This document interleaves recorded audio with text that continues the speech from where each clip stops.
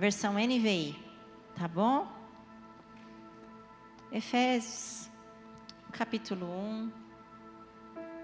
Vamos ler juntos. Diz assim: Paulo, apóstolo de Cristo Jesus, pela vontade de Deus, aos santos e fiéis em Cristo Jesus que estão em Éfeso.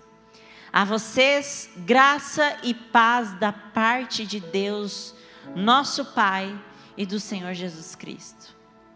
Bendito seja o Deus e Pai de nosso Senhor Jesus Cristo, que nos abençoou com todas as bênçãos espirituais nas regiões celestiais em Cristo. Porque Deus nos escolheu nele, antes da criação do mundo, para sermos santos e irrepreensíveis em sua presença. Em amor nos predestinou para sermos adotados como filhos, por meio de Jesus Cristo, conforme o bom propósito da sua vontade, para o louvor da sua gloriosa graça, a qual nos deu gratuitamente no amado. Nele temos a redenção por meio de seu sangue, o perdão dos pecados, de acordo com as riquezas da graça de Deus, a qual Ele derramou sobre nós com toda a sabedoria e entendimento, e nos revelou o mistério da sua vontade, de acordo com o seu bom propósito que Ele estabeleceu em Cristo. Isto é, de fazer convergir em Cristo todas as coisas, celestiais ou terrenas, na dispensação da plenitude dos tempos. Nele fomos também escolhidos, tendo sido predestinados conforme o plano daquele que faz todas as coisas segundo o propósito da sua vontade, a fim de que nós, os que primeiro esperamos em Cristo, sejamos para o louvor da sua glória. Quando vocês ouviram e creram na palavra da verdade, o evangelho que os salvou, vocês foram selados em Cristo com o Espírito Santo da promessa, que é a garantia da nossa herança, até a redenção daqueles que pertencem a Deus, para o louvor da sua glória. Baixa sua cabeça, vamos orar. Jesus, nós queremos te agradecer pela tua palavra, Senhor, e te pedir nesse momento, Deus, venha nos trazer ainda mais entendimento. Vem, Senhor, revelar ainda mais, Senhor, os teus mistérios, Jesus.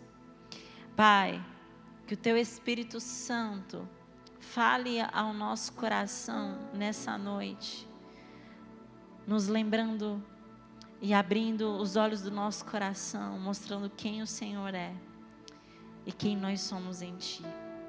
Essa é a nossa oração, em o nome de Jesus. Amém e amém. Amém, queridos? Glória a Jesus. Queridos, vamos lá. Paulo está escrevendo aqui aos crentes da cidade de Éfeso, amém? Paulo, na sua segunda viagem missionária, ele pega os seus colegas de trabalho que faziam tenda junto com ele, chamado Áquila e Priscila, e vão até Éfeso, e lá começam a pregar. Áquila e Priscila ficam por lá, continuam pregando o evangelho, e Paulo continua a sua jornada missionária. Em outro momento, Paulo volta e nessa primeira vez que ele vem em Éfeso, ele fica aproximadamente 3 meses. E na segunda que ele vem, ele fica aproximadamente 3 anos. E quando ele volta, ele vai ensinar na sinagoga, mas ele tem um problema com os judeus, ele começa a ter uma recusa deles. Então, alguém cede um espaço, a escola de Tirano, onde ele começa a sua própria escola e ele começa a ensinar esses anciões e começa a ensinar todo o povo. E depois de 3 anos ele vai sair e ele deixa Timóteo para essa igreja como pastor.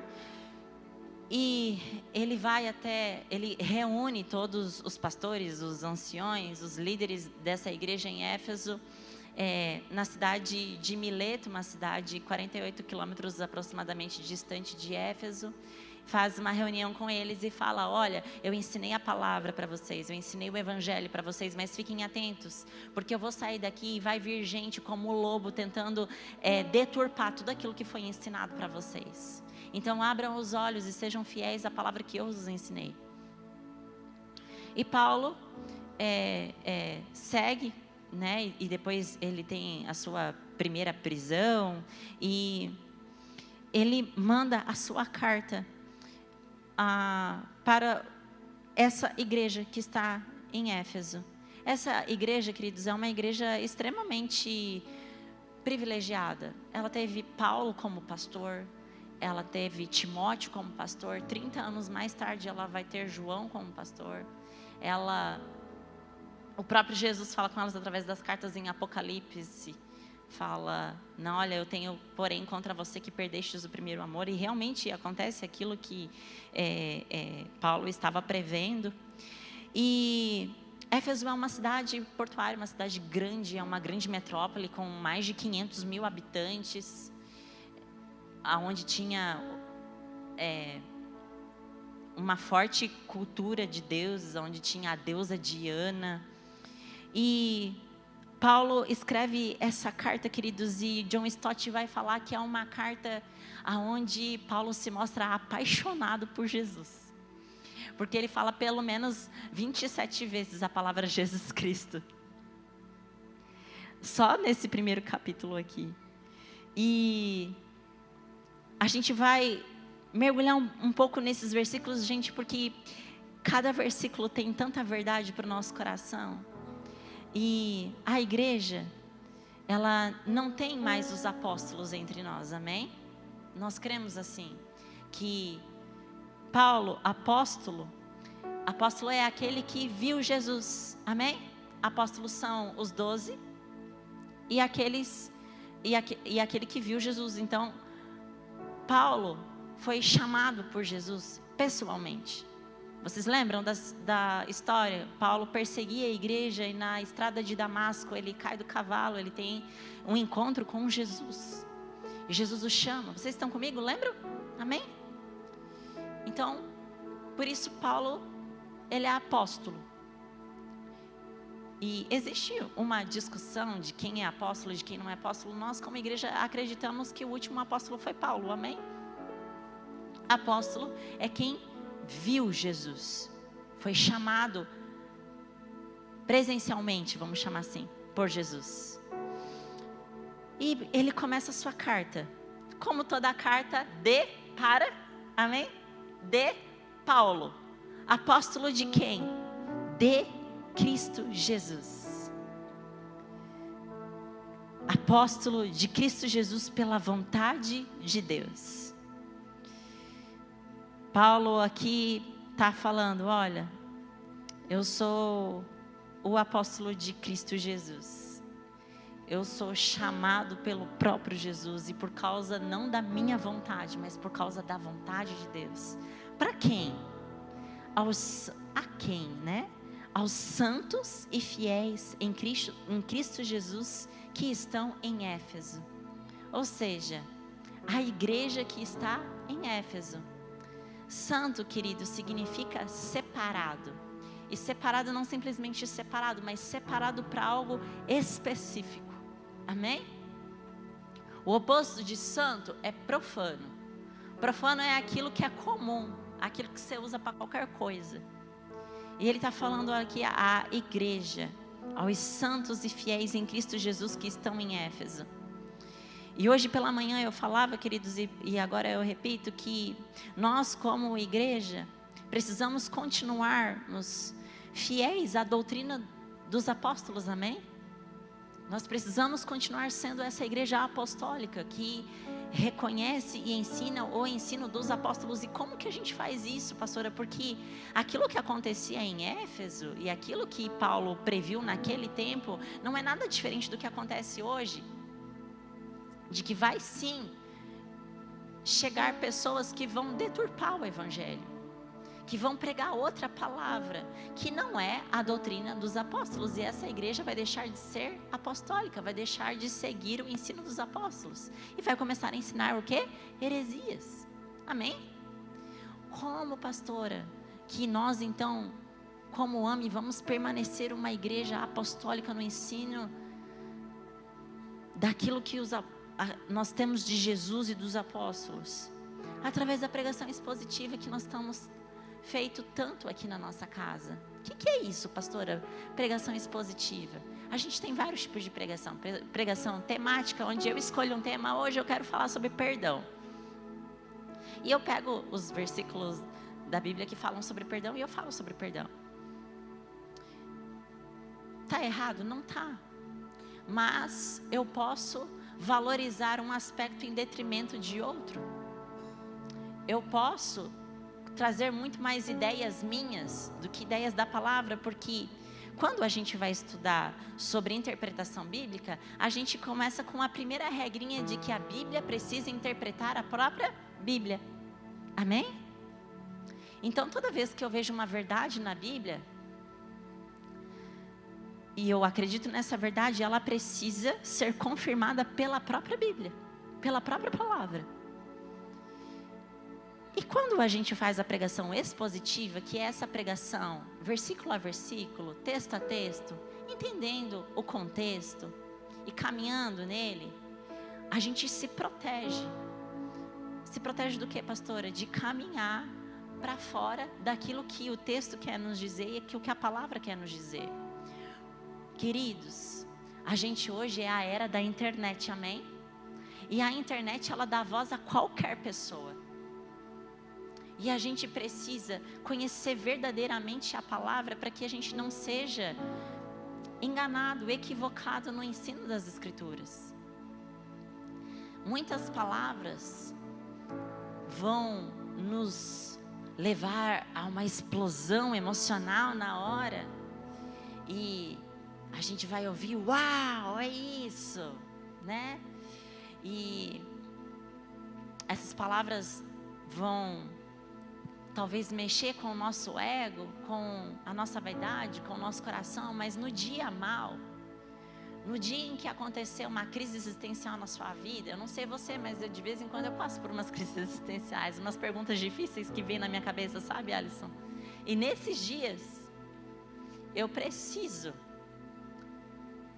saber quem é Jesus, saber quem é o meu Deus, ter mergulho nessa doutrina, ter mergulho nessa palavra, porque a partir do momento que eu mergulho nessa palavra, que eu conheço quem é o meu Deus, esse Deus que é um Deus autoexistente, Ele sempre existiu, Ele não foi criado e existe, Ele sempre existiu, é um Deus perfeito, é um Deus imutável, é um Deus que o tempo não coloca rugas nele, que eu não preciso ter medo de perdê-lo em algum momento. É um Deus que Ele não acorda de um humor diferente e me trata diferente, dependendo do dia. É conhecer a doutrina, é conhecer quem é Deus, é conhecer qual é a obra de Cristo que me faz permanecer e encarar a minha vida de frente, diante daquilo que a gente vive hoje, diante do nosso cenário de hoje. Porque se você passa a sua vida assim, ó, vivendo muito bem, sem nenhum tipo de angústia, eu acho estranho.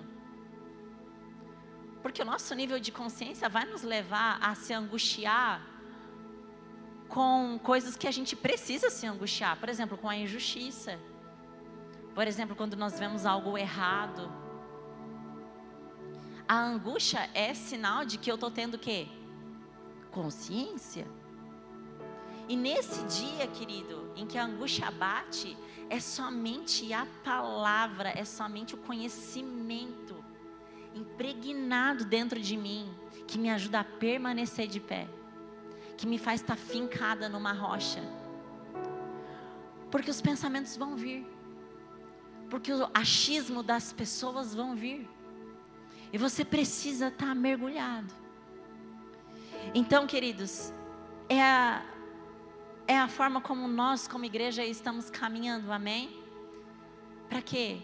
Para que nós todos sejamos alimentados pela palavra e a nossa fome pela palavra aumente. Esse é o nosso maior desejo como pastores de vocês. É de que aumente cada vez mais a fome pela palavra. Que vocês nos cobrem, pastor, pastora. Prega mais expositivamente, prega mais. A gente quer conhecer mais a fundo, a gente quer mergulhar mais profundo. Então vamos continuar versículo a versículo? Amém? No versículo 2 ele vai dizer assim: a vocês, graça e paz da parte de Deus, nosso Pai, e do nosso Senhor Jesus Cristo. Um comentarista maravilhoso chamado Martin Lloyd, eu acho que é assim o nome dele, ele vai dizer que essa ordem, graça e paz, ela tem um porquê. Porque a gente só pode sentir paz depois de ter encarado e dado de frente com a graça. A graça é esse presente, é esse dom de Deus, é esse favor imerecido. A partir do momento que a gente entende essa graça, esse favor imerecido, a gente pode experimentar paz. E a paz aqui, queridos, não é uma paz qualquer, aquela paz que você sente quando você fala, você está numa praia, numa rede, sabe? Você está falando, olha a paz desse lugar. Não é quando eu falo assim, ai filho, me deixa um pouco em paz, me deixa um pouco quieta aqui. Não, essa paz, queridos, é uma paz como a paz de 2 reis em guerra por muito tempo, que em algum momento decidem baixar as armas, baixar as espadas, sentar à mesa e fazer as pazes. As palavras no grego, no hebraico, elas produzem um significado muito maior do que a gente tem, amém? É igual, por exemplo, no inglês é love, mas aqui no português a gente tem, eu gosto de você, eu adoro você, eu simpatizo com você, e o eu te amo. A paz que ele está falando aqui é uma paz de inimizade que se acaba. E a palavra de Deus nos diz que nós estamos em inimizade com Deus. E por causa do sacrifício de Jesus, dessa graça que nos foi alcançada, agora nós estamos em o quê? Paz com Deus. Então, o fruto da paz maior na nossa vida, queridos, precisa ser esse lugar de que nós fomos encontrados pela graça de Deus, pelo favor imerecido de Deus. Todas as outras paz que a gente sente é derivado dessa paz. É derivado desse lugar aonde quem eu sou em Cristo Jesus. É derivado de quem me alcançou. Da parte de Deus, nosso Pai, e do Senhor Jesus Cristo. O John Stott vai falar que Pai é um nome cristão que a gente dá para Deus. Se você for olhar, sei lá, a religião muçulmana, é Alá, tá certo, né? Agora deu um branco. E Alá não é pai de ninguém. E essa relação é uma relação de temor. Se você for olhar para o budismo não tem figura nenhuma, é uma energia. Energia é impessoal, tá nem aí para ti. Os outros deuses, eles querem ser adorados, que você ofereça sacrifício a eles. E eles não te oferecem nada, eles não vão até você que tem que vir até eles. O cristianismo é a única religião aonde nós chamamos Deus de Pai. E queridos, isso precisa ser um pilar da nossa doutrina, da nossa base, da nossa identidade, porque essa filiação muda a nossa identidade. Nós entendermos quem é esse Deus Pai muda completamente. E aí ele vai no versículo 3 falado: bendito seja o Deus e Pai de nosso Senhor Jesus Cristo. Ele está muito apaixonado por Jesus. Ele fala uma palavra Jesus Cristo, uma outra palavra Jesus Cristo e outra palavra Jesus Cristo. Ele faz o caminho inverso de hoje, sabe? Hoje a gente vê as pessoas falando uma teologia de autoajuda para você se sentir bem, e aí você se voltar para Jesus. Mas não, queridos. Ele entende a doutrina, e entendendo a doutrina, quem é Deus, quem é Ele, quem é Jesus Cristo, aí ele cai de joelhos, e é isso que precisa acontecer com a gente. Aí ele cai de joelhos em adoração, porque é desse jeito, quando a gente cai de joelhos, entendendo esse Deus, quem é esse Deus, e que esse Deus maravilhoso fixou o seu amor em mim, que esse Deus maravilhoso decidiu me amar, que eu me tornei objeto de amor desse Deus, aí eu caio de joelhos. E ele começa: bendito seja o Deus e Pai de nosso Senhor Jesus Cristo. Bendito.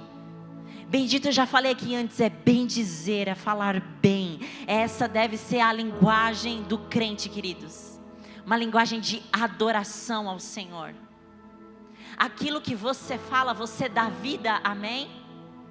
O que você tem falado?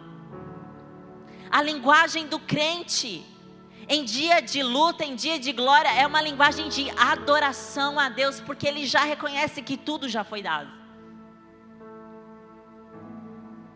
Bendito seja o Deus e Pai de nosso Senhor Jesus Cristo, que o quê? Que nos abençoou. Fala comigo, que nos abençoou com todas as bênçãos espirituais nas regiões celestiais em Cristo. Queridos, essa palavra abençoou é uma palavra que quer dizer que Deus fez algo, e nisso que Ele fez, Ele completou, e é definitivo. A gente não tem uma forma de dizer isso em português. Lembra das aulas de português? Pretérito perfeito, imperfeito. Poderias tu, farias. Não, aqui ele abençoou, que ele fez algo, que ele cumpriu definitivamente e é imutável. E isso precisa mudar a nossa visão sobre a vida. Que Deus nos abençoou, Ele já nos abençoou. E Ele já nos abençoou com todas as bênçãos espirituais. Tem outra versão que diz com toda sorte de bênçãos. A gente precisa se apropriar disso. Eu sou psicóloga, queridos, também. Jesus me chamou para isso, para cuidar de gente, amém? Seja como pastora, seja como psicóloga. O que a gente mais vê é gente desesperada, ansiosa. E muitas vezes, deixa eu te falar, eu sou essa pessoa. Que parece que não reconhece que já foi abençoada. E que já foi abençoada com todas as bênçãos que precisa. Porque todas as bênçãos derivam primeiro dessas bênçãos espirituais. Então você já foi abençoado naquilo que você precisa emocionalmente. Meu Deus. Você já foi abençoado o que você precisa materialmente, fisicamente. Você já foi abençoado. Isso é definitivo. Deus já fez. Nas regiões celestiais em Cristo.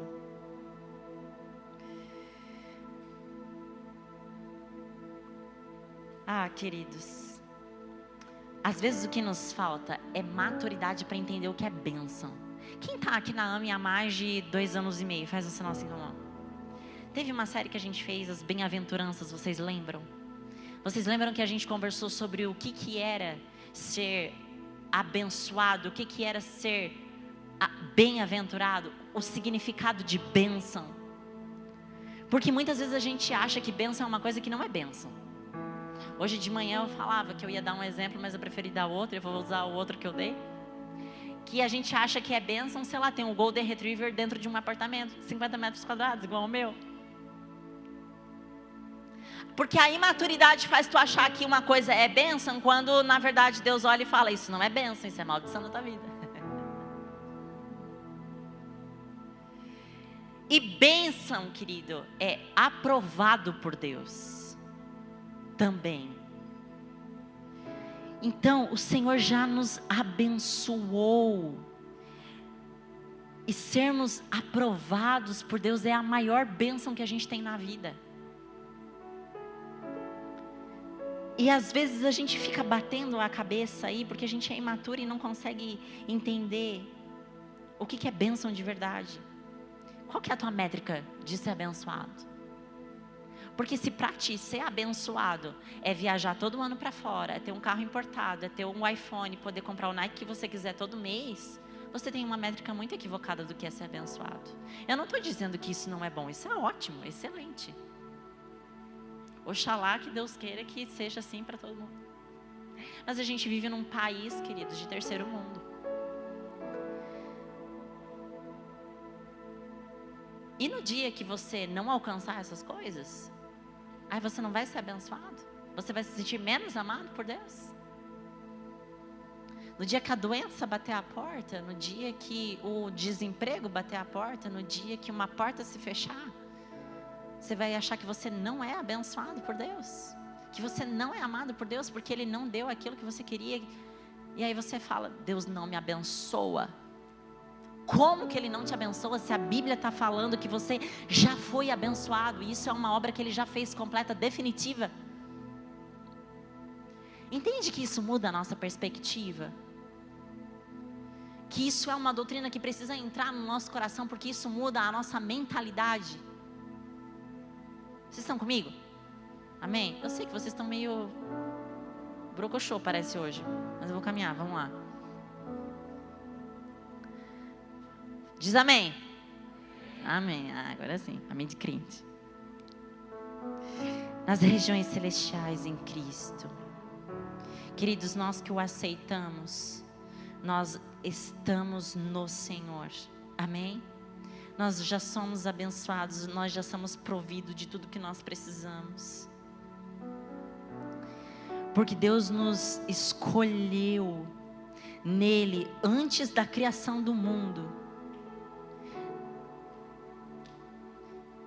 Deus te escolheu, amém?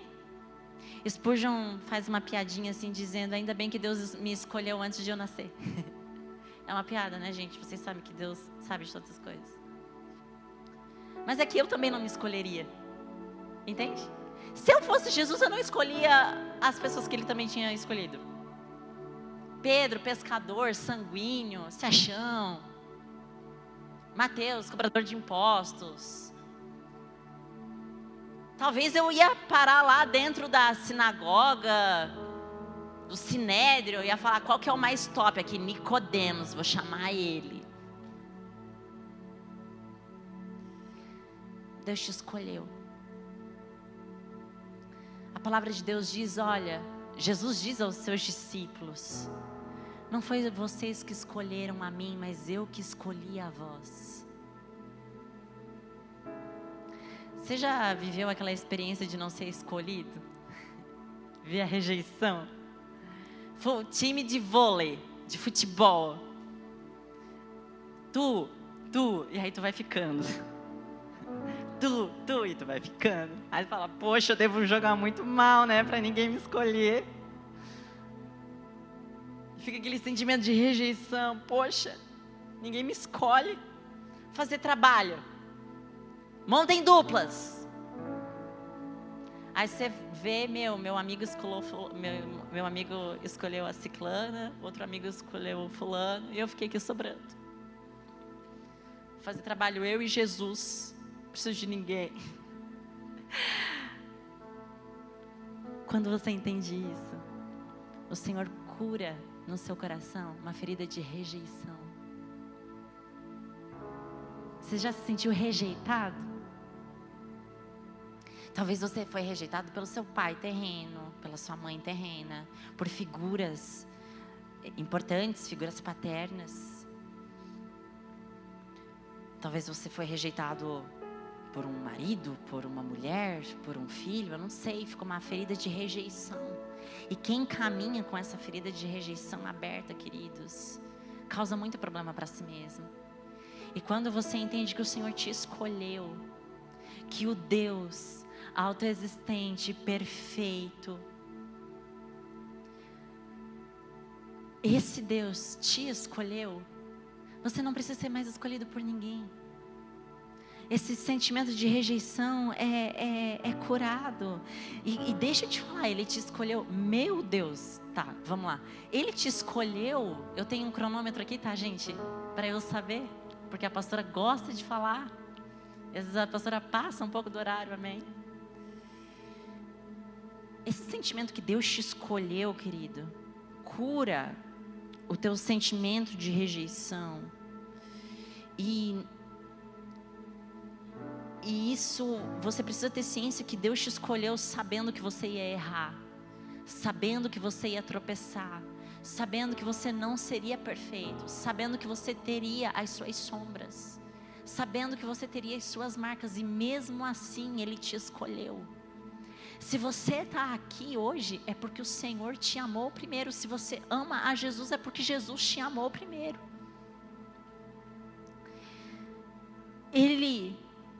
Porque Deus nos escolheu nele antes da criação do mundo, ou seja, antes de existir a terra, antes de existir o cosmos, antes de existir Júpiter, Plutão. Eu estava hoje no almoço conversando sobre que agora dia 28 parece que os planetas vão se alinhar. Isso só vai acontecer daqui 140 anos, algo assim. Antes de tudo isso existir, aquela informação nada a ver, né? Mas 140 anos, vale a pena você prestar atenção. Antes de tudo isso existir, Deus te escolheu. Olha que loucura. Eu não me escolheria. Mas antes de Deus criar o universo, Ele me escolheu. Ele me chamou: Marlise, tu vai ser minha. Eu vou te colocar nesse tempo, nessa fase, nesse ambiente, nesse lugar, e eu vou te escolher. Para quê?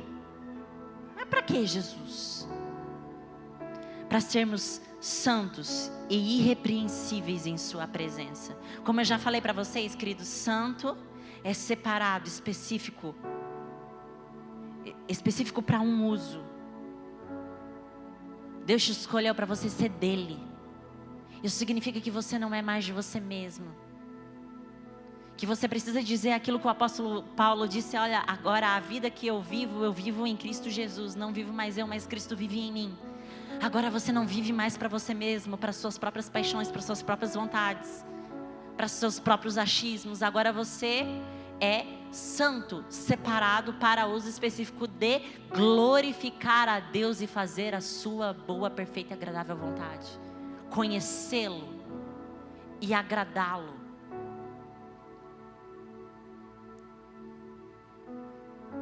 A sua vida foi feita para ser dele. Fala: eu sou de Jesus, eu sou dele. E aí, querido, quando você entende isso, você consagra absolutamente tudo que você faz a Jesus. Jesus não é mais o primeiro da lista, Ele é o centro de toda a lista, de todas as coisas que tu faz.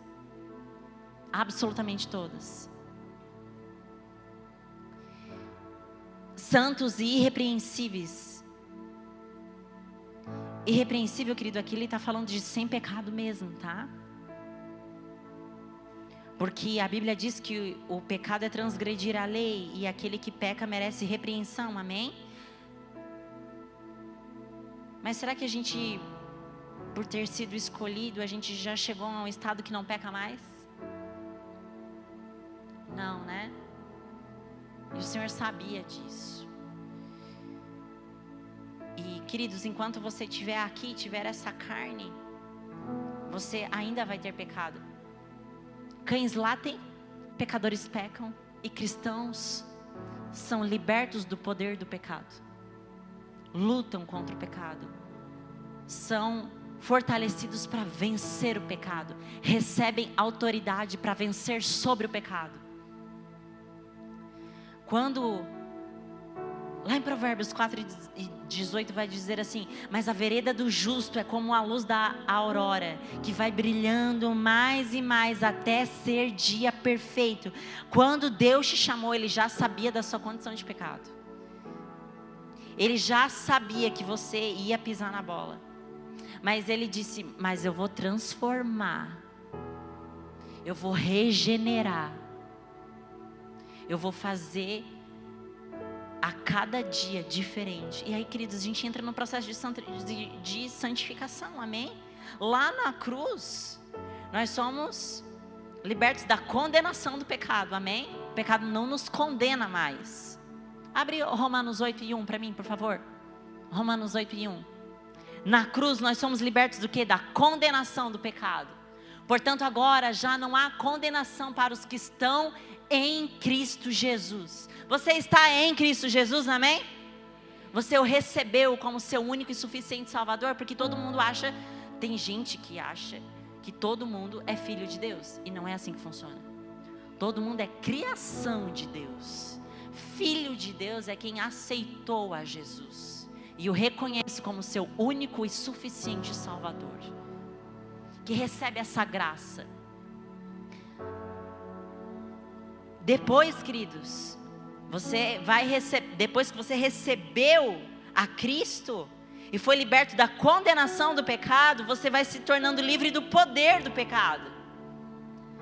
Esse pecado ele não te domina mais. Você cai, levanta, mas se fosse colocar num gráfico, você estaria subindo, você está progredindo. Antes, lá no início, você caía feio, caía todo dia. Mas agora você está caminhando com Cristo e andando com Jesus e caminhando com Ele, você não peca mais do mesmo jeito. O seu pecado agora é um tropeço que logo você recebe consciência do Espírito Santo, se arrepende, recebe perdão e se fortalece novamente. E à medida que você reconhece o Senhor como um Pai de amor, e quando peca, corre para Ele e não dele, mais você é fortalecido para vencer o pecado. E quando nós seremos livres, pastora, completamente do poder do pecado, da presença do pecado na eternidade, na segunda volta de Cristo, quando o Senhor vem buscar a sua igreja, amém? Porque Deus nos escolheu nele, antes da criação do mundo, para sermos santos e irrepreensíveis em sua presença, em amor, porque a natureza do Senhor é amor. Nos predestinou para sermos adotados como filhos. Nos predestinou, queridos. Ele já nos deu um destino para Ele. Ele falou: você vai ser meu, porque Ele nos amou e Ele nos adotou como filhos. Hoje de manhã eu falava sobre o processo de adoção. Eu já vou terminar. Quem tem parente adotado ou é adotado e tem na família adoção, sabe que a pessoa que é adotada, ela demora um tempo para deixar de ter comportamentos que ela tinha quando ela estava no lar. Eu tenho uma pessoa na família adotada, uma criança, que quando ela chegou na casa da minha tia, as minhas primas contam que quando era colocado à mesa para almoçar, para jantar, ela comia muito rápido. E ela comia muito rápido olhando se os outros estavam comendo na mesma velocidade que ela. Por quê? Porque no lar, a criança que comia mais rápido comia mais, comia melhor. E ela vem com essa mesma dinâmica para casa da minha tia, onde ela foi adotada. E aí é um processo a minha tia ensinar para ela e falar: fulana, come com calma. Tem comida aqui na mesa e tem mais lá na panela. Tem mais lá no fogão. Não vai faltar. Você pode comer com calma, que não vai ter falta. Quando ela ia dormir, elas contam que ela precisava da presença de alguém e ficar segurando. Para quê? Para ter certeza de que ela não ia ser abandonada de novo. De que ela não ia ser devolvida. De que ela ia acordar de manhã e ia ter alguém ali. E quando nós falamos, queridos, sobre adoção, e nós falamos que o Senhor nos adotou para nós sermos filhos dele, Às vezes a gente se comporta igual essa priminha minha, que não entende que foi adotado, que não entende que agora tem um pai, que é provedor, que dá segurança, que dá filiação, que dá o sobrenome. Ela não precisa levantar no meio da noite e falar: tia, mãe, vai ter café da manhã amanhã? Ela não precisa se preocupar com isso. E muitas vezes a gente caminha com Deus dessa forma infantil, perguntando para o nosso Pai, que nos dá segurança, que cuida de nós, que nos deu filiação: Pai, vai ter? Pai, vou conseguir? E aí você tenta correr atrás da sua própria vida, tenta construir o seu sucesso, se perde, porque você acha que você tem que lutar para conquistar, porque isso vai te trazer segurança. E você se esquece completamente de onde vem a sua segurança. E sabe, eu não estou dizendo que você tem que lutar, conquistar, fazer, mas você tem que fazer isso porque você sabe que você é filho de Deus. E que se você é filho de Deus, toda a criatividade e força que tem no Pai tem em você, capacidade. Se os teus pais não te deram validação na infância, minha filha, você é boa nisso, faça. O Senhor te dá. E aí você conquista, você vai para a vida e prospera, porque você já sabe que tem um pai, porque você já sabe que recebeu dele tudo que precisa, porque você já sabe que esse pai, ele te dá uma identidade, e com essa identidade ele também te dá um propósito. O quem eu sou me leva para o que eu vim fazer aqui na terra. Tem gente que manda na caixinha do Instagram para mim assim: eu quero desistir, porque eu não sei para que eu estou nesse mundo, parece que eu estou aqui só para sofrer. Isso me machuca tanto, porque é alguém que não conseguiu ainda enxergar Deus como Pai, que ainda não conseguiu enxergar essa verdade do Evangelho, de que ela já foi abençoada, ela só precisa se ancorar nesse Deus e descobrir em Deus quem ela é, o seu propósito, para o que Deus chamou ela.